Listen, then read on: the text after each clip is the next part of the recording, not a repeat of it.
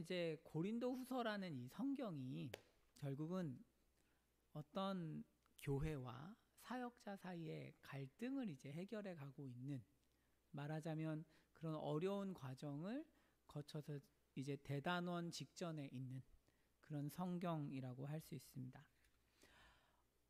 고린도 교회에서 바울을 어렵게 했던 것은 거짓 사도들이었어요. 그러니까 말하자면 바울이 자리를 떠난 이후에, 고린도를 떠난 이후에 고린도 교회에 거짓 사도들이 찾아와서 자신이 사도라고 주장했고 나름대로 종교 지도자라고 주장을 하면서 바울에게서 주도권을 빼앗고자 한 것입니다. 여러분 가끔 궁금하지 않으세요? 왜 바울은 가는 곳마다 이런 어려움을 겪을까? 그것은 이제 복음 때문입니다. 그러니까 어떤 개념이냐면, 여러분 복음은 종교 지도자가 그 복음을 통해서 얻을 수 있는 유익이 거의 없어요. 무슨 얘기냐면, 정말 복음적인 공동체라면 사실 지도자나 리더들에게 많은 헌신과 많은 낮아짐을 요구하죠. 그러니까 연약한 사람들을 섬기는 리더, 그리고 지도자를 요구합니다. 그렇기 때문에 종교 지도자가 복음으로 세워진 공동체에 왔을 때는 불편함을 느낄 수밖에 없는 거예요. 이 공동체가 나의 어떠한 내 마음대로 어떤 성도를 조정하려고 하거나 그러기에는 복음의 논리가 있는 이상 쉽지 않기 때문입니다. 그러니까 바울이 없어지면 거짓 사도들이 와서 그 공동체를 자꾸 종교적인, 그래서 자신들이 양들을 말하자면 섬기는 것이 아니라 통제하는 식으로 이제 사역을 바꾸기 위해서 바울을 공격하게 되는 것입니다. 그 논리가 무너져야 하니까요. 자, 그런 의미에서 이 사람들이 바울을 공격한 것 중에 가장 중요한 것은 추천서입니다. 추천서. 이 사람들은 예루살렘에서 추측하기로는 어쩌면 사도들 혹은 그에 준하는 어떤 권위를 가진 사람들에게서 추천서를 받았던 것 같아요. 이 사람 꽤 괜찮은 사람입니다 라고 말이죠. 그런데 바울은 추천서가 없는 거죠. 추천서가 없어요. 그러니까 이 거짓 사도들이 바울은 이상한 사람이어서 누가 추천을 안 해줘, 이렇게 이야기를 한 거죠. 그러니까 바울이 이 추천서 논쟁을 이제 다루기 시작합니다. 바울은 이 논쟁을 시작함에 앞서서 사역이 뭐냐 이 얘기부터 시작해요. 사역이 뭐냐? 그러니까 너희가 추천을 받는다는데, 인간의 추천을 받는다는데 사역이라는 게 도대체 뭐냐? 라고 할 때 사역이 뭡니까? 바울이 이해한 사역은 누군가의 생명과 누군가의 죽음을 결정짓는 것입니다. 더군다나 그것이 영원한 생명과 영원한 죽음을 결정짓는 메시지를 전하는 사람, 그게 사역입니다. 바울이 생각하는 사역이에요. 성경이 규정하는 사역입니다.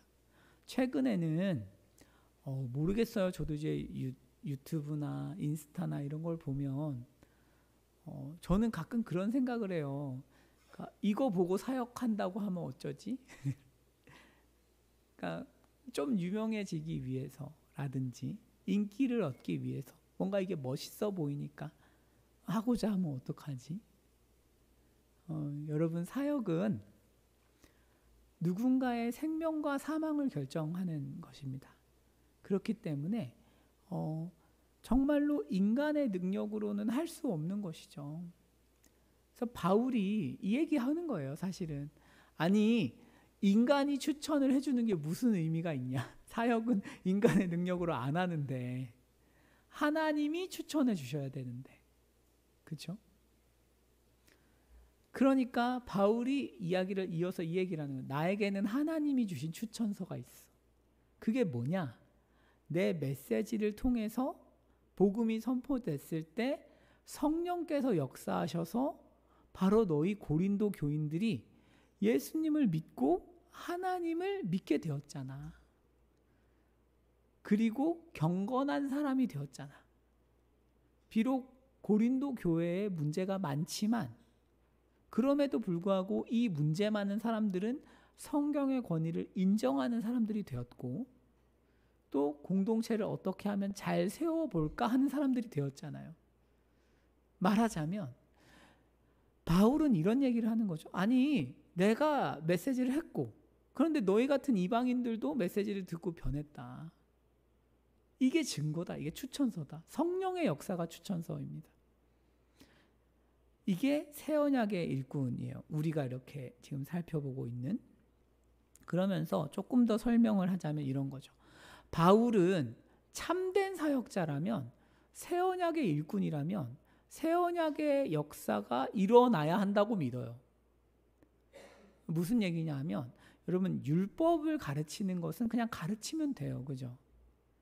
율법은 이거 하세요, 하지 마세요 하면 됩니다. 그런데 율법은 그걸 알려주지만 지킬 힘을 주진 않아요. 그죠? 도둑질 하지 마십시오 라고 하지만 도둑질하고 싶은 마음을 다루지는 않습니다. 그런데 새 언약의 일꾼은 뭐냐 하면, 도둑질 하지 말라는 말과 함께 도둑질하고 싶지 않은 마음을 주는 거예요. 오히려 나눠주고 싶은 마음이 생기는 것입니다. 이게 새 언약이죠. 말하자면 정말 하나님께서 기름 부으신 어떤 사역자, 우리 같은 사역이라면 그 예배에서는 무슨 일이 일어나는가? 본성이 변하는 것이죠. 본성이. 죄성이 무너지고 하나님께 순종하는 하나님의 백성들이 세워진다는 거죠. 자, 그러면 우리가 바울이 이제 새 언약의 일꾼이다. 나는 새 언약의 일꾼이고 너희는 아니야. 이 얘기를 한 거예요. 너희는 아니다. 그러면서 이제 오늘 보실 본문은 뭐냐 하면, 우리는 전하는 메시지가 다르다는 거예요. 그러니까 새 언약의 일꾼이라고 할 때 그 우리의 질문은 이것입니다. 아니, 왜 옛 언약, 이전에 율법을 가르치는 사람들은 그런 성령의 역사가 없고 혹은 부족하고, 왜 새 언약의 일꾼들에게서는 그런 일이 일어나는가? 라고 할 때 바울은 오늘 무엇이라고 대답을 하는가 하면, 그것은 메시지 내용이 다르다, 이 얘기를 하고 싶은 거예요. 자, 그럼 뭐가 다른지 한번 보겠습니다. 6절입니다. 6절 한번 살펴보겠습니다. 네, 넘겨주시면 제가 읽을게요. 네. 그가 또한 우리를 떴네요. 우리 같이 읽읍시다. 시작. 그가 또한 우리를 새 언약의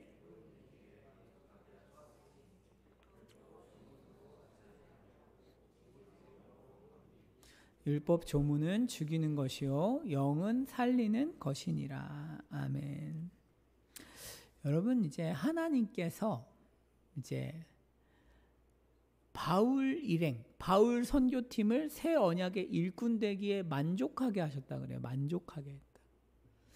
여러분, 이 만족이라는 단어가 조금 번역이 좋은데 더 좋은 번역이 있습니다. 이 단어는 히카노스라는 단어인데, 이 단어가 구약 성경에, 그러니까 구약 성경은 원래 히브리어로 써 있죠. 그렇죠? 히브리어로 써 있는데 이 구약 성경을 헬라어로 번역을 합니다. 중간에. 왜 그러냐 하면 이스라엘 나라가 망해서 다 뿔뿔이 흩어져 사는 거예요. 그러니까 어떻게 되냐 하면, 히브리 사람인데 히브리 말을 쓸까요, 안 쓸까요? 안 쓰죠. 이제 재미교포 같은 거거든요. 재미교포 2세, 뭐 이런 3세 이렇게 되는 거죠. 그러다 보니까 히브리어가 기억이 안 나. 성경을 못 읽어. 그러니까 이 전문 학자들 70명이 모여서 뭘 하냐면 히브리어 성경, 구약 성경을 헬라어로 번역을 합니다. 이게 70인역이라는 성경이에요. 이게 나름의 중요성이 있는데 그게 왜 그러냐면, 70인역은 바울이나 또 사도들 그리고 예수님께서 70인역을 인용하는 경우가 많아요. 자, 무슨 얘기를 드리고 싶냐 하면, 여기에서 히카노스라는 이 단어가 만족이라는 단어인데, 이 단어를 구약 성경에서 어떻게 번역을 하고 쓰느냐 하면 전능자라는 표현에 히카노스라는 단어를 써요.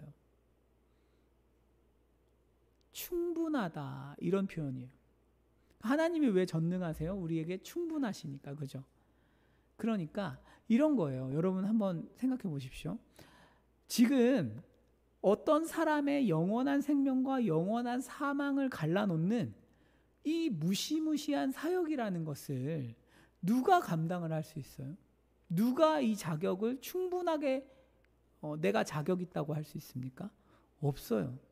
그런데 유일한 방법이 있는데 하나님께서 충분하게 만드시는 거죠.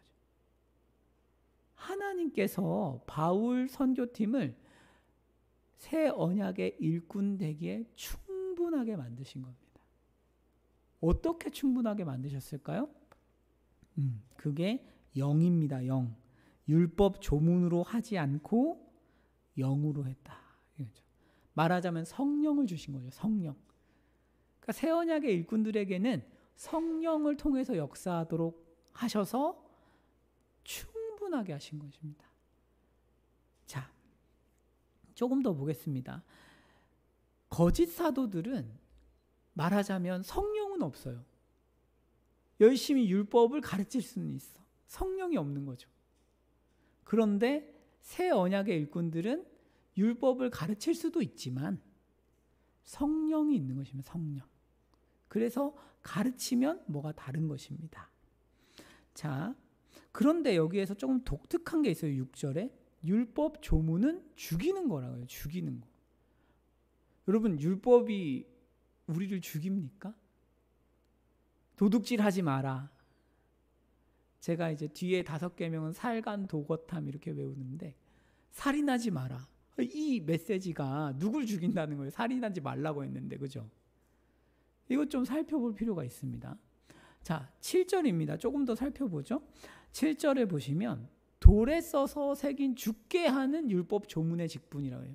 여러분, 돌에 썼다는 거는 성경 전체에서 10계명밖에 없습니다. 10계명이에요. 10계명을 전해주는 직분도 영광이 있어요. 그게 누구냐? 모세예요. 모세.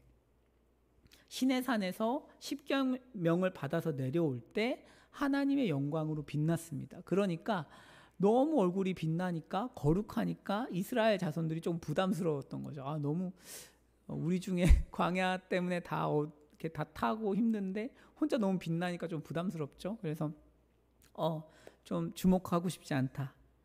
이런 일이 있었어요. 출애굽기 34장 29절입니다. 자, 모세가 그 증거의 두 판을 손에 들고 내려왔어요. 내려오는데 얼굴 피부에 막 광채가 나는 거예요. 그러니까 아론과 온 이스라엘 자손이 모세를 볼 때 광채가 너무 심해. 그래서 같이 안 있어야겠다. 이렇게 생각을 한 거죠. 부담스러워서. 어떤 의미냐 하면 이것은 10계명이라는 하나의 거룩한 하나님의 법이 내려오면 그 영광이 있어요. 영광이 있는데 그 영광을 보고 사람들은 두려움을 느낀다는 거죠.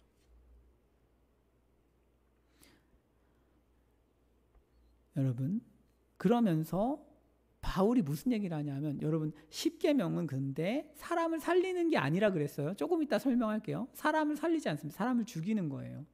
사람을 죽이는 이 10계명을 받아서 내려오는 모세가 영광이 있다면, 여러분 새 언약의 일꾼에게는 얼마나 더 많은 영광이 있겠느냐. 이게 이제 바울의 주장이에요. 아니, 모세는 죽이는 율법을 받아서 내려오는데도 엄청 영광이 있는데, 그렇다면 지금 신약 시대에 예수님을 믿고 예수님을 전하고 그로 말미암아 성령의 역사를 경험할 수 있는 바울 선교팀 혹은 우리 전부는 얼마나 영광스러우냐, 이 얘기를 하고 싶은 거죠. 자, 그래서 이제 8절입니다. 하물며 영의 직분은 더 영광스럽지 않겠냐. 정말 영광스러운 게 뭐예요? 영의 직분이다, 이 말이죠. 자, 여기에서 조금 더 우리가 11절까지 보고 제가 한번 끊고 쭉 설명을 할게요. 9절입니다. 여러분, 정죄의 직분이라는 게 율법 조문의 직분을 설명하는 것입니다. 율법은 죽인다고 할 때 어떻게 죽이냐면 우리를 정죄해서 죽여요. 그게 영광이 있어요. 그런데 성령께서는 우리에게 오실 때 우리를 의롭게 칭하시고 의롭게 만드세요. 그게 의의 직분이에요. 말하자면 모세의 십계명과 지금 바울이 전하는 예수 그리스도의 복음과 성령은 구속사, 전체적인 구원 역사 속에서 영광의 차이가 엄청난 것입니다. 모세는 죽이는 것을 가져왔고 바울은 살리는 것을 가져왔기 때문에 영광의 차이가 큰 거죠. 여러분, 지금 사실 여기까지 제가 설명을 했는데 여러분들이 다 이해가 잘 되시면 신학을 하셔야 돼요. 그래서 제가 이제 좀 자세히 설명을 드릴게요. 이게 바울은 고린도 교인들하고 아마 이런 얘기를 중점적으로 많이 했기 때문에 좀 스킵을 한 것 같아. 중간 이야기를. 우린 아니기 때문에 좀 제가 채워서 하도록 하겠습니다. 여러분, 우리가 이 본문을 이해하려면 유대인들이 율법을 어떻게 이해했는지를 알 필요가 있어요. 그러니까 말하자면 유대인들에게 율법이 뭐였는가 하는 것입니다. 여러분, 유대인들은 율법 외에는 하나님 앞에서 공로를 쌓을 수 있는 방법이 없다고 믿었어요. 무슨 얘기냐면 온 인류는 하나님 앞에서 아주 볼품없는 존재예요. 그런데 하나님께서는 한 인류를, 한 족속을 택해서 뭘 주냐면 율법을 주셨어요. 이 율법은 뭐냐면 이걸 지키면 뭐가 생기는 거예요? 하나님 앞에서 공로가 생기는 거예요. 공로. 그래서 공로를 막 이제 포인트를 막 쌓으면 뭐가 돼요? 구원을 받는 거예요. 그러니까 율법이 있으면 이제 구원이라는 하나의 게임에 참여할 수 있게 되는 거고, 율법을 모르면 아예 그 자체가 안 되니까 아예 안 되는 거고, 이 뜻입니다. 그러니까 유대인들은 자신들이 구원을 가져다 줄 율법을 가지고 있다고 믿었고, 그래서 율법이 없는 사람들을 무시한 거죠. 자, 문제는 여러분들이 성경을 읽으시다 보면 조금 투머치한 얘기인데 조금 주무셔도 돼요. 조금 지겨우면. 근데 이거 중요해서 제가 하는 거예요. 나중에 들으세요. 근데 유대인들도 성경을 보면서 뭘 보냐? 하나님의 은혜와 자비, 성령의 역사 이런 걸 봐요. 이 모든 건 뭐냐면 하나님의 은혜와 자비로 율법을 지키게 만들어준다는 거예요. 그러면 공로가 더 생긴다. 이런 개념이에요. 이해 가시죠? 그러니까 하나님의 은혜와 자비를 이야기하더라도 이 사람들은 이걸 가지고 구원을 바로 받는다고 생각하지 않아요. 율법을 지켜야 돼. 하여튼 핵심은 율법입니다. 자, 그러니까 이 영향을 받은 거짓 교사들이 고린도 교회에 와서 보니까 너무 충격적인 거예요. 아니, 예수만 믿으면 구원을 받는다니 이게 무슨 소리냐. 율법을 지켜야지. 이렇게 되는 거예요. 여러분, 예수님이 복음을 전하고 이제 예수님이 승천하신 이후에 사도들이 복음을 전했지만 유대인들이 복음을 받아들이면서 정말 평생 지킨 율법을 한 번에 버릴 수 있었을까요? 그렇지 않단 말이에요. 유대인들은 율법도 지키고 복음도 믿는 거예요. 처음에. 그러니까 조금 혼종이죠. 말하자면 혼종이에요. 근데 이방인들은 오히려 이방인이라 율법을 모르잖아요. 그러니까 오히려 더 복음에 가까운 생활을 하는 거예요. 율법을 안 지켜도 되니까 이쪽은. 율법과 관계없이 구원을 받았으니까. 자, 그래서 이방인 교회에 오면 이 예수님은 믿었지만 유대교 영향이 강한 사람들은 충격을 받는 거예요. 어떻게 이따위로 살 수가 있어? 이렇게 되는 거예요. 자, 그러면서 이거 복음이 이상하다. 똑바로 해! 이런 식으로 되는 거죠.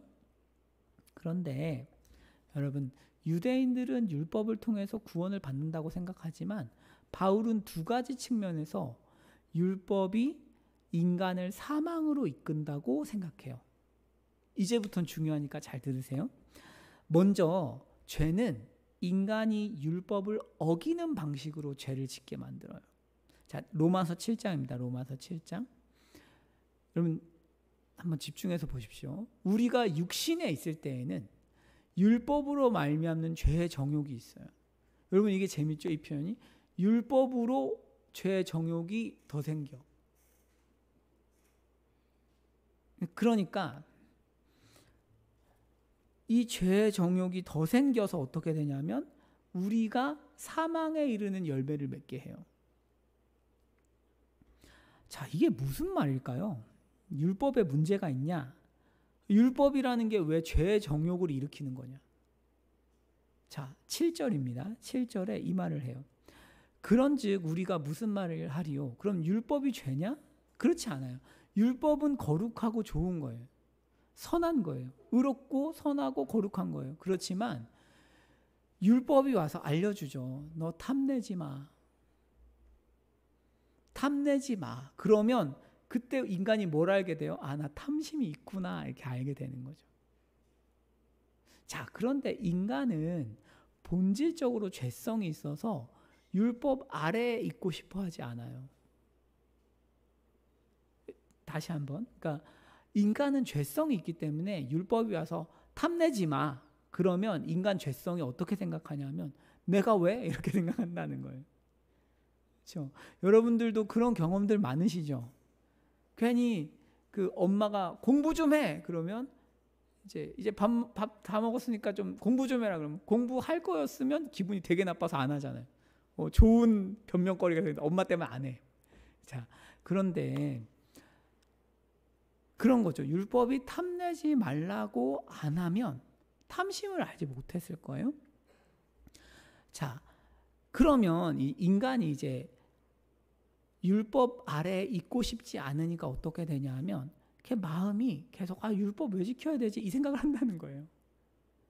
율법 이거 지켜야 되나? 자, 8절입니다. 8절. 이런 상황에서 죄가 기회를 타는 거예요. 죄가.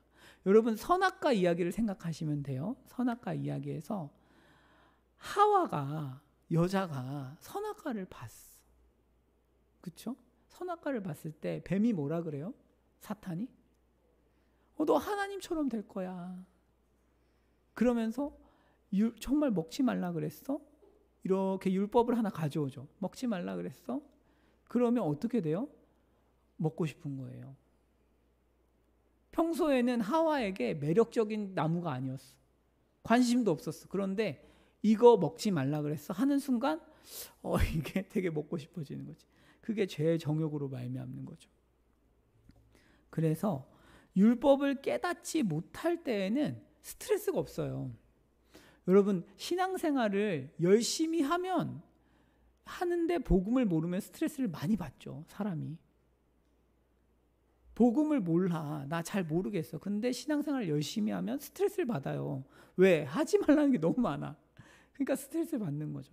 자, 그래서 이 율법을 깨닫지 못했을 때에는 우리가 살아있어요. 특별히 죄책감을 느끼지 않아. 그런데 계명이 이렇게 와서 탐내지 마. 뭐 하려고 그러면 또 너 잘못했어. 너 지금 누구 미워해. 막 스트레스를 줘요. 미워하지 말라니까 더 미워하고 싶어. 막 그런 상황이죠. 그러니까 바울이 7장 10절에서 뭐라 그러냐면 생명에 이르게 해야 할 그 계명이 나한테 사망을 주고 있어. 원래는 율법을 잘 순종하고 지켜서 뭐 해야 돼요? 생명을 얻어야 돼. 그런데 율법이 와서 탐내지 말라고 하니까 더 탐내고 싶고 그러고 기껏 참고 있는데 와가지고 야 너는 불쌍한 애야. 하나님이 네 인생을 지금 억압하는 거야. 탐내도 돼. 그럼 또 속아서 탐을 내고 죄를 지으면 죄책감을 경험하죠. 그러니까 사망에 이르는 거죠. 여러분 이게 성경이 제시하는 아주 굉장히 통찰력 있는 대목이에요. 법이라는 게 인간의 죄성을 자극한다는 거죠. 자극한다. 그리고 자극하기 때문에 결국은 죄를 더 짓게 만든다는 거예요. 죄는 계명과 타락한 인간관계 사이에서 인간을 속이는 거죠. 그래서 하와를 속인 것처럼 우리에게도 계속 속이는 거죠. 자, 그래서 계명이 없어도 사람은 죄를 짓기 때문에 죽지만 계명이 있다고 해서 구원을 받는 게 아닌 거죠. 자, 그 다음입니다. 그러면 율법을 지키면 되는 거냐? 그렇지가 않다 이거죠. 그렇지 않아요. 왜? 율법을 열심히 지키면 지킬수록 우리는 어떻게 되냐 하면 교만해져요. 그러니까 복음을 모르고 율법을 지키면 지킬수록 인간이 어떻게 되냐? 자기 의가 생긴다는 거죠. 자기 의가 생겨요. 그러면 어떻게 돼요? 하나님과 분리가 일어나죠. 분리가 일어나죠. 그래서 빌립보서 3장 6절에서 바울이 이 얘기를 하는 거예요. 열심히는 교회를 박해하고 율법의 의로는 흠이 없었어. 바울은 율법을 다 지켰어. 의롭다고 생각했지만 사실은 해로운 거였어요. 왜? 예수님과 계속 멀어지게 만드니까요. 하나님과 계속 멀어지게 만들기 때문이죠. 여러분, 자신의 힘으로 율법을 지킨다고 생각한 사람들, 지금 우리가 그래 내 힘으로 열심히 신앙생활을 하고 있어. 내가 어쩌면 저 사람보다 내 옆 사람보다 더 나은 사람이야 라고 생각한다면 공로가 생긴 건데 공로가 생기면 어떻게 돼요? 그러면 하나님으로부터 분리가 일어나는 거죠. 그 교만함이 신앙생활을 열심히 함에도 불구하고 하나님과의 분리를 이끄는 거죠. 자신의 힘으로 공로를 쌓고 내가 율법을 열심히 지키고 있다고 생각하는 사람들은 어떻게 돼요? 하나님을 빚쟁이로 만드는 거예요. 나한테 이걸 해주십시오. 이런 게 되죠. 그래서 로마서 9장에서 바울이 이런 이야기를 합니다. 의의 법을 따라갔어요. 율법을 가지고 있어. 하지만 이스라엘은 의에 이르지 못해요. 율법이 아니고 의에 이르지 못해요. 의로워지지 않아요. 왜? 믿음을 의지하지 않고 행위를 의지하기 때문에 부딪힐 돌에 부딪혀요. 예수 그리스도의 십자가는 뭐예요? 너 죄인이라는 건데 계속 내가 열심히 율법을 지키고 있다 보니까 죄인이라는 생각이 안 드는 거죠. 그러니까 계속 부딪히는 거예요. 그러니까 의에 이르지 못하는 거죠. 여러분, 유대인들이 예수님을 거부한 이유, 여러분 왜 우리가 복음서를 보면 소위 말하는 세리, 창녀, 문둥병자 이런 사람들은 예수님을 웰컴하고 대제사장은 믿기가 힘듭니까? 대제사장은 나름대로 의롭기 때문이죠. 그러니까 복음이 기쁜 소식이 아니죠. 복음이 그 사람에게서 너 별로야, 너 진짜 최악이야, 그러니까 구원이 필요해 라고 할 때 아닌데 나 괜찮은 사람인데 라는 이런 생각이 막아서기 때문에 예수님을 웰컴할 수가 없죠. 말하자면 인간이 십자가를 거부하는 가장 근본적인 원인은 자기 의를 붙잡기 때문이에요. 나 괜찮은 사람이고 싶어. 그러니까 십자가가 싫은 것입니다. 우리는 어떤가 한번 생각해 보십시오. 우리가 신앙적인 활동을 하면서 점점 내가 좀 저 사람, 옆 사람보다 나은 것 같다면 우리가 사실상 대제사장이 되어가고 있는 것입니다. 그러니까 내가 도덕적으로, 종교적으로 헌신도가 주위 사람보다 더 낫다는 생각이 자기 의고 걸림돌이 되는 거죠. 여러분 아마 고린도의 거짓 사도들은 고린도에 가서 꽤 율법에 헌신하는 성도들을 만들어냈을지 모릅니다.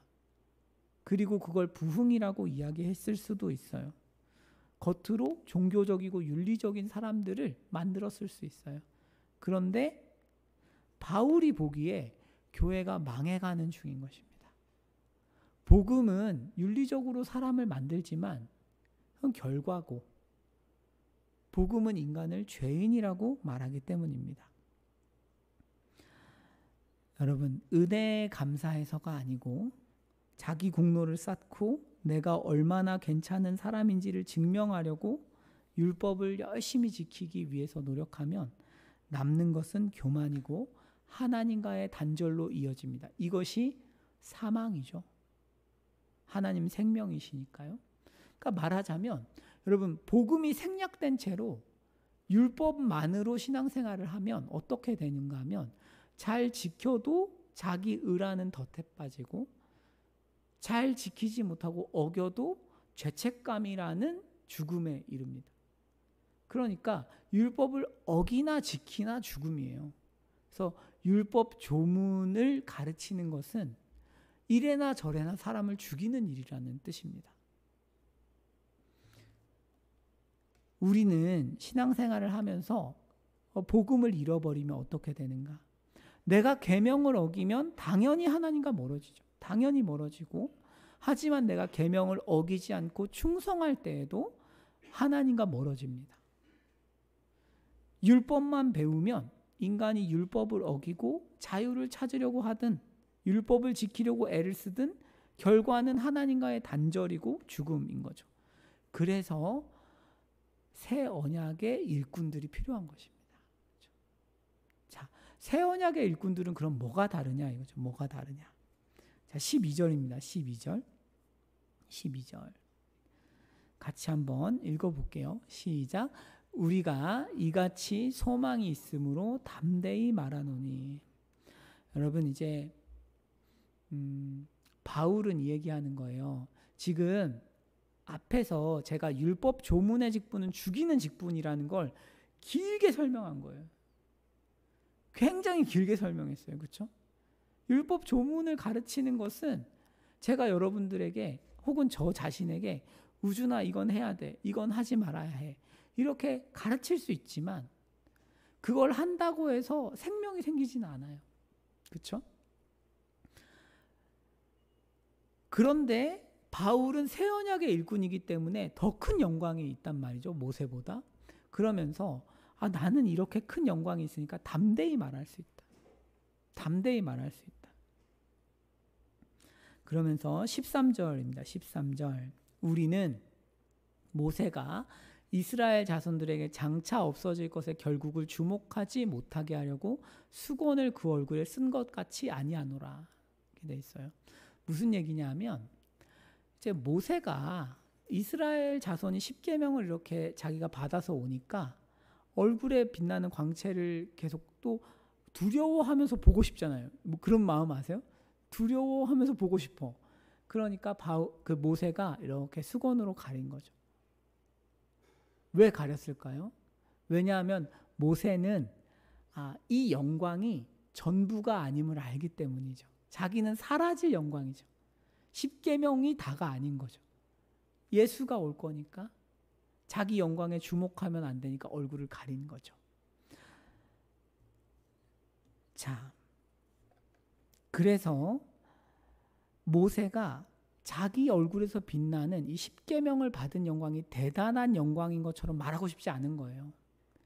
그러니까 이거 사라질 거니까 사람들이 주목하면 안 되지 이렇게 생각을 한 거고, 그 다음에 하지만 이 놀라운 표현이 있어요. 뭐냐면 모세가 이스라엘 자손 앞에서는 수건을 썼는데 하나님 앞에서는 수건을 벗어요. 자, 그 다음 보실게요. 출애굽기 34:34.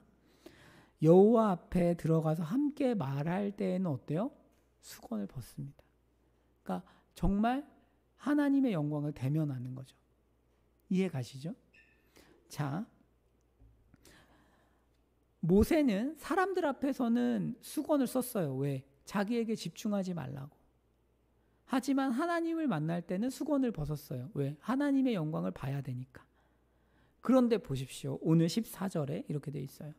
그러나 그들의 마음이 완고하여 오늘까지도 구약을 읽을 때에 그 수건이 벗겨지지 않고 있어요. 말하자면 이 구약을 가르치는 거짓 사도들이 성경을 볼 때 모세처럼 뭘 해야 돼요? 수건을 벗어야 돼. 그렇지만 수건을 못 벗고 있는 거죠. 그러니까 잘못 가르치고 있다 이 말이죠. 그 수건은 그리스도 안에서만 없어지기 때문입니다. 그러면서 아직까지도 마음에 그 수건이 덮여 있어 이렇게 이야기하고 있습니다. 그러니까 유대인들을 바울이 진단하면서 수건을 마음에 덮고 하나님을 보려고 하니까 계속 죽는 얘기밖에 안 한다는 거예요. 복음을 얘기하지 않는다 이거죠. 자, 그러면서 16절입니다. 16절에 그러나 수건이 벗겨지는 방법이 있는데 그거는 주께로 돌아가는 것입니다. 여기에서 벗겨지리라. 이건 수동태예요. 자기가 벗는 게 아니에요. 자기가 벗는 게 아니라 예수님이 벗겨주시는 거죠. 자, 여러분 우리가 복음을 이해하면 어떤 일이 일어나냐면 율법이 이해가 돼요. 복음을 이해해야 성경이 이해가 가는 것입니다. 우리 주위에 제가 정말 이 유튜브 시대가 열린 이후에 걱정스러운 게 많아요. 자꾸 그러니까 사실 성도님들 잘 모르시잖아요. 뭐가 진짜 제대로 된 말씀이고 정말 제대로 가르치는 건가. 뭐 핵심은 이거예요. 성경을 바르게 해석한다는 것은 아주 거대한 기준이 하나 있는데 그것은 복음으로 성경을 볼 수 있는지에 대한 이야기예요. 자, 여러분 예수님께 돌아간다는 것 여기 16절에 예수님께 돌아간다고 했는데 돌아간다는 것은 예를 들어서 여러분들이 저한테 와서 목사님 저 예수님께 돌아갔습니다. 이제 성경을 보면 이제 마음의 수건이 벗겨지겠죠? 여러분 그런 얘기는 아닙니다. 그렇다기보다는 예수 그리스도의 십자가와 부활을 기준으로 성경을 해석한다는 얘기예요. 여러분 바울은 왜 율법에 대해서 그 어떠한 소망을 가지지 않게 되었을까요? 왜냐하면 바울은 예수 그리스도의 십자가가 참이라고 믿었기 때문이에요. 이게 그런 거예요. 바울이 역순으로 이해한 거예요. 십자가로 율법을 이해한 거예요. 율법으로 십자가를 이해한 게 아니고 십자가를 통해서 율법을 이해한 거예요. 자, 이 말씀이 중요한데 갈라디아서 2장 21절입니다. 여러분 이거 중요하니까 한번 읽어보시죠. 시작. 내가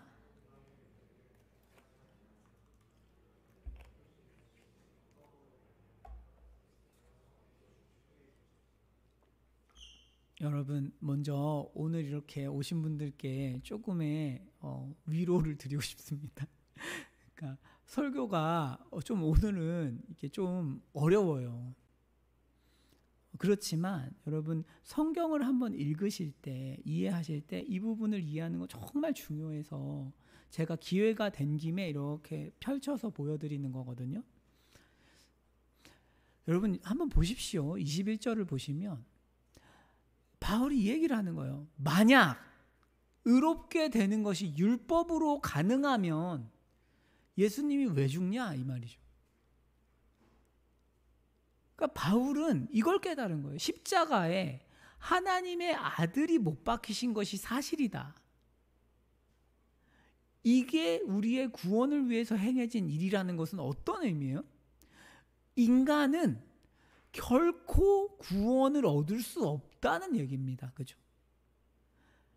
생각해 보십시오. 만약에 하나님이야. 하나님이 인간이 율법을 지켜서 구원을 얻을 수 있다고 하나님이 판단을 하셨다면 아들을 죽이시겠어요? 그럴 리가 없지 않습니까? 그렇죠? 아니 제가 뭔가 막 여러분들이 다 잘하고 있는데 천둥아 일어나라 이제 가서 죽어야겠다 애들을 살리기 위해 그럴 리가 없잖아요. 생각해 보십시오. 하나님께서 아들을 십자가에 죽이셔서 우리를 구원하신다는 것은 인간에게 있어서 다른 선택지가 없다는 뜻이고 하나님에게 있어서도 인간을 구원하기 위해서 그 어떤 선택지도 없다는 뜻이에요. 그런 어떤 이해를 가지고 율법을 보니까 바울이 확 열린 거예요. 뭘 알게 됐어요? 율법은 구원을 얻으라고 준 도구가 아니구나. 이거를 깊이 깨닫게 된 것입니다. 그 전까지는 성경의 구절구절들이 막 왔다 갔다 하니까 헷갈리는 거죠, 바울도. 율법을 지켜서 구원을 얻나 보다.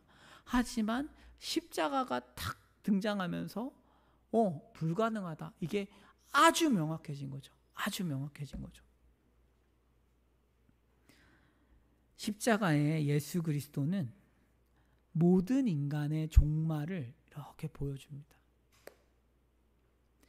모든 인간이 율법을 얼마나 깊이 어겼고 그 심판이 얼마나 엄정한지를 보여주는 거죠. 십자가에서 바울은 모든 인간의 종말을 본 거죠. 그리고 그 모든 인간에는 누가 들어가요? 율법의 최고도로 헌신한 사람들의 종말을 거기서 본 거예요. 와, 그렇게 평생을 열심히 율법을 지킨다고 했는데 십자가가 그 종말이구나. 바울에게 얼마나 충격적이에요. 그렇죠? 아니, 유대인으로서 평생 율법을 지키면 당연히 천국이 있어야 되는데, 아니, 십자가에 예수 그리스도가 나오는 거죠. 구원이 없는 것입니다. 하나님의 율법은 알고 보니까 바울이 그제서야 깨닫게 된 거죠. 왜 이런 게 나오지? 하나님의 율법이라는 것은 인간이 지킬 수 없는 것이구나. 인간의 최선, 상대평가, 이게 중요한 게 아니고 하나님의 율법은 여러분들과 제가 말하자면 잉태되었을 때부터 죽는 날까지 하나도 어겨서는 안 되고, 율법을 완벽히 지켜야 되고, 율법은 하나를 지키면 다 어기는 것이라고 써 있어요. 야고보서에 하나를 어기면 모든 율법을 어긴 것이다, 이렇게 써 있어요. 여러분, 그렇다는 것은 인간이 365일 24시간 수십 년 동안 하나님의 율법을 내면으로 완벽하게 지켜내야 인간의 힘으로 구원이 가능합니다. 그런데 그럴 수 없잖아요. 그러니까 어떻게 돼요? 율법을 누구도 지킬 수 없으므로 죽는 것입니다. 끝에 십자가가 있는 거죠. 그게 바울이 깨달은 진리였어요. 십자가라는 것이 율법의 진짜 엄정한 기준을 보여주고 있구나. 인간이 최고로 열심히 하나님의 율법을 지켜도 그 끝에 십자가구나 라는 것을 알게 된 거죠. 더 나아가서 바울이 알게 된 게 또 있어요. 뭐예요? 십자가의 예수 그리스도가 뭘 보여줘요? 하나님께서 우리를 정말 사랑하시는구나. 하나님의 아들을 십자가에 못 박으실 정도로 나를 깊이 사랑하시는구나. 그리고 그 사랑은 율법을 지킨 정도와 크게 상관이 없구나. 이걸 알게 된 것입니다. 바울은 율법을 더 지키면 하나님이 자기를 더 사랑할 줄 알았어요. 그런데 아닌 거죠. 그냥 율법은 말하자면 더 지키고 덜 지키고의 문제가 그렇게 중요하지 않았던 것입니다.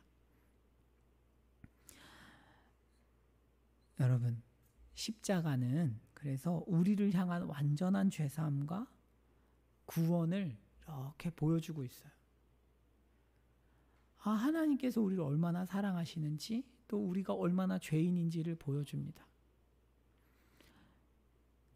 바울은 충격을 받은 거죠. 내 인생의 죄를 덮는 것은 더 많은 선행을 하는 것이 아니었구나. 그것은 십자가에서 예수께서 행하신 일을 믿어야 가능한 것이구나 라고 알게 되었습니다. 여러분, 이처럼 예수 그리스도의 십자가는 율법이 뭔지를 이렇게 드러내는 거예요. 율법이 뭔지. 그러면서 십자가에서 하나님께서는 율법을 따라서 죄인을 심판하시는 공의로운 분이시면서 또한 그 죄인을 구원하시기 위해 아들을 주시는 사랑이 많은 분임이 이렇게 계시됩니다. 그게 뭐예요? 십자가의 영광, 복음의 영광입니다. 이렇게 십자가의 복음에 비추어서 율법을 이해하고 이 메시지가 전해지면 어떤 일이 일어날까요? 자유와 변화가 있다는 거예요. 3장 17절입니다. 3장 17절 이 말씀이에요. 주는 영이시니 주의 영이 계신 곳에는 자유가 있다. 여러분, 지금까지 바울이 새 언약에 대해서 얘기하고 있다가 갑자기 영이 나왔어요. 주의 영이 계신 곳에는. 16절까지 바울이 율법과 십자가에 대해서 말하고 있었는데 갑자기 영이 나오는 것입니다. 그 이유가 뭘까요? 복음이 선포되면 성령이 임하기 때문에 그렇습니다. 이게 같이 세트예요, 세트. 그러니까 복음이 이제 죄사함의 복음이 선포되면 성령이 내려오시는 것입니다. 자, 사도행전 10장입니다. 사도행전 10장 43절. 베드로가 이렇게 설교를 하고 있었어요. 고넬료 집에 가서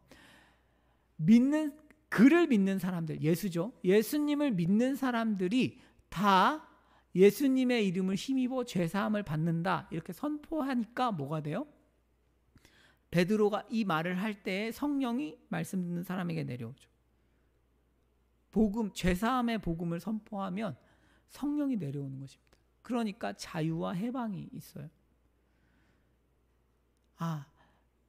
그래서 이제 성령으로 말미암아 놀라죠. 그 다음입니다. 또 하나 있어요. 사도행전 13장에 바울이 이렇게 설교를 합니다. 너희가 알아야 될 게 있는데 이 사람 예수를 힘입어 죄사함을 너희에게 전하는 이것이다. 예수 그리스도의 십자가를 말미암아 우리는 죄사함을 받는다. 또 모세의 율법을 지켜서 너희가 의롭다 하심을 얻지 못하던 모든 일에도 예수님을 힘입으면 모두 의롭다 하심을 얻는다. 복음은 우리에게 죄인인 우리에게 죄가 완전히 사해졌다고 선포하는 기쁜 소식입니다. 그리고 하나님의 자녀가 되었다고 너는 의롭다, 하나님 보시기에 단 하나의 흠도 없다 라고 선포하는 의로운 소식, 기쁜 소식입니다. 율법 조문은 뭐예요? 계속 우리에게 뭘 하라고 가르치는 거죠. 해라, 하지 마라, 해라, 하지 마라. 그러니까 갑갑하죠. 그런데 복음은 뭐예요? 우리는 하지 못했지만 예수께서 다 하셨다는 것입니다. 예수께서 우리의 죄에 대한 문제를 다 해결하셨고 우리가 율법을 어긴 문제들, 우리가 연약해서 혹은 무지해서 또는 의도를 가지고 율법을 어긴 문제들을 예수께서 십자가에서 다 해결하셨습니다. 그리고 우리가 그렇게 지킬 수 없는, 태어나서 죽을 때까지 율법을 완전하게 지킬 수 없기 때문에 언제나 율법의 요구 앞에서 우리가 죄인일 수밖에 없는 우리를 대신해서 예수께서 이 땅에서 모든 율법을 다 지켜서 그분의 의로움을 우리에게 주시는 거죠. 하나님께서 우리를 보실 때는 예수 안에 있는 우리를 보시기 때문에 의롭다고 하시는 것입니다. 말하자면 나는 율법을 다 안 지켰어요. 그런데 하나님께서 우리를 율법을 다 지키신 것으로 여겨주신다는 의미입니다. 그게 의로운 것입니다. 그러니까 보세요. 죄사함도 의로움도 내가 한 게 없어. 이게 새 언약의 메시지입니다. 인간은 한 게 없습니다. 하나님의 구원, 내가 구원받기 위해 인간이 뭘 했는가? 한 게 하나도 없어요. 우리는 십자가의 복음이라는 것은 이걸 가르치고 선포하는 것입니다. 우리가 구원을 위해서 해야 할 것이 하나도 없습니다. 예수께서 다 이루셨습니다. 이를 믿는 자마다 하나님의 자녀가 됩니다.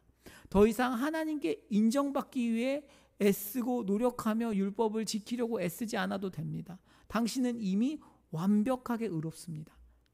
왜? 예수 안에 있기 때문에. 그러면서 복음은 우리에게 예수님 덕분에 축복을 받는다고 가르치는 거죠. 하나님께서는 인간을 사랑하셔서 인간과 관계를 맺으실 때 우리의 그런 불확실한 충성에 기대지 않으십니다. 우리의 행위에 기대지 않으십니다. 하나님께서는 훨씬 더 견고한 반석인, 비교할 수 없는 반석인 예수님을 우리의 언약 그 중보자로 세우십니다. 예수님이 다 행하셨기 때문에 예수님 안에서 우리가 안전한 것이죠. 이게 복음입니다. 이게 새 언약의 메시지입니다. 그래서 어떻게 돼요? 이 메시지가 율법이 무엇인지를 가르쳐 주는 거예요. 여러분 보십시오. 죄사함 다 이루었고 의로움도 다 이루었어. 그러면 이제 율법은 할 게 뭡니까? 이제 율법은 뭐 하는 거예요? 하나님의 성품을 반영한 것이 율법이기 때문에 우리는 이제 율법으로 하나님과 교제를 하는 것입니다. 교제를. 하나님이 뭘 좋아하시고 뭘 싫어하시는지를 가르쳐 주는 거죠. 그래서 이 율법을 지키면 어떻게 돼요? 이제 하나님을 닮아가는 거죠. 그 성품을 배워가는 것입니다. 우리는 구원받기 위해서 율법을 더 지키지 않습니다. 우리는 하나님과의 즐거움을 위해서 지킵니다. 최근에 제가 이제 그 기도회 때도 그런 얘기 말씀드렸는데, 여러분 예수님을 믿는다는 것은, 복음을 이해한다는 것은 자기를 재벌집 막내 아들 정도로 이해하는 것입니다. 아주 그냥 편하게 얘기하자면 그렇습니다. 하나도 부족한 게 없는 그런 상태로 자기를 이해하는 것입니다. 꼭 뭘 이루어야 될 게 없어요. 여러분 재벌집 막내 아들이 꼭 이루어야 될 게 있습니까? 없잖아요. 다 망해도 부자 3대 가는데. 여러분 그런 상태로 자기를 인식하면 이제 남은 미션은 하나밖에 없어요. 뭐예요? 기쁨을 추구하면서 사는 거죠. 우리는 뭔가를 이루기 위해서 이렇다기보다는 기쁨이에요. 진짜 참된 기쁨. 인생의 진짜 기쁨이 뭐냐라고 할 때 율법이 그 길을 알려주는 거예요. 하나님을 닮아가고 하나님을 배워가는 게 인생의 가장 큰 기쁨이다. 이걸 추구해라. 이걸. 진짜 기쁜 인생을 위해서. 이게 복음과 율법이 만났을 때 온전해지는 것입니다. 여러분, 그래서 우리는 이제 그런 의미에서 율법을 지키고 변해갑니다. 18절입니다. 자, 우리가 다 수건을 벗은 얼굴로 거울을 보는 것 같이 주의 영광을 본다. 그와 같은 형상으로 변화하여 영광에서 영광에 이르니 곧 주의 영으로 말미암음이니라. 여러분 새 언약의 메시지, 말하자면 십자가의 복음, 우리의 완전한 제사함과 의롭다 하신 이 소식을 우리가 들을 때마다 어떤 일이 벌어질까요? 여기에서 주의 영광을 본다. 한번 넘겨주세요. 그리고 변화하여, 이게 현재 시제로 이렇게 연결되어 있어요. 뭐냐면 볼 때 변화한다는 뜻이에요. 동시동작 같은 거예요. 우리가 십자가를 묵상할 때 어떻게 돼요? 변화가 이루어져요. 수동태입니다. 우리가 십자가에서 예수님이 행하신 일을 묵상할 때 변화가 되는 거죠. 말하자면 이런 것입니다. 우리가 변화를 시킬 수 없어요. 우리를. 그러니까 인간은 우리 스스로 변화할 수 없어요. 하지만 성령께서 하실 수 있어요. 근데 성령께서 언제 역사하시는가? 우리가 십자가를 묵상할 때 그렇습니다. 아, 그래, 내가 죄인이지. 내가 은혜 받은 사람이지. 이런 고백들과 이런 묵상이 쌓여서 그런 고백 위에 서 있을 때 변화된다고 성경은 약속하는 거죠. 때로 우리는 율법을 지키기가 힘들어요. 그럴 때 십자가를 묵상하잖아요. 아, 내가 저 사람 미워하고 있구나. 살인하고 있구나. 그런데 그 가운데 뭐가 들어가요? 하지만 예수님이 나를 위해서 무엇을 하셨지? 예수님의 십자가를 묵상하면 거기에서 변화가 일어나고 내가 미워하던 사람도 사랑할 수 있게 되고 이런 변화가 있는 거죠. 이게 주의 영을 볼 때 변화된다는 뜻입니다. 하나님께서 변화의 주체입니다. 그럼 우린 뭘 하느냐? 십자가를 생각하는 거죠. 여러분, 굉장히 긴 어떤 설교가 이제 거의 끝났어요. 자, 결론입니다. 여러분, 고린도 교회에 거짓 사도들은 율법을 열심히 가르쳤습니다. 여러분, 율법을 가르치는 게 나쁜 건 아닙니다. 율법은 가르쳐야 되는 거죠. 하지만 율법주의가 나쁘죠. 그들은 율법 조문을 지켜서 하나님의 호의와 축복, 구원을 얻어내야 한다고 가르쳤어요. 여러분, 꼭 기억하십시오. 하나님의 호의와 축복, 구원은 십자가에서 다 주신 것입니다. 우리는 그분에게 축복받을 권리를 얻으려고 애쓸 필요가 없고 호의를 받기 위해서 애쓸 필요가 없습니다. 구원을 얻기 위해 애쓸 필요가 없습니다. 모든 종교는 이처럼 구원이 최종 목적입니다. 하지만 십자가의 복음은 모든 문제를 해결했고 하나님과 교제하게 합니다. 여러분, 새 언약의 일꾼은 그리스도의 십자가를 전합니다. 죄인들에게 더 이상 정죄감에 시달리지 않아도 됩니다. 구원을 위해서 애쓰는 사람들에게, 인생의 역전을 꿈꾸는 사람들에게 이미 역전이 되었다고 가르치는 것이 새 언약의 일꾼입니다. 구원을 얻기 위해 또 축복을 얻어내기 위해 애쓰지만 정작 하나님과 교제하지 못하는 사람들, 신앙생활을 하지만 도무지 변화되지 않는 사람들을 향해서 기쁨의 소식을 전합니다. 여러분, 우리가 이 소식을 가지고 있는 새 언약의 일꾼이에요. 새 언약의 일꾼들은 규율을 전파하는 것이 아니고 성령의 역사를 전합니다. 그런데 이것은 꼭 기억하십시오. 성령의 역사라는 것은 우리가 그냥 성령께서 역사하시고 일하시고 이런 개념이라기보다는 십자가를 전할 때 일어나는 일들이라고 할 수 있습니다. 그래서 이 영광스러운 사역에 우리가 모두 부르심을 받았고 이 사역에 성실히 동참하는 은혜가 있기를 축복합니다.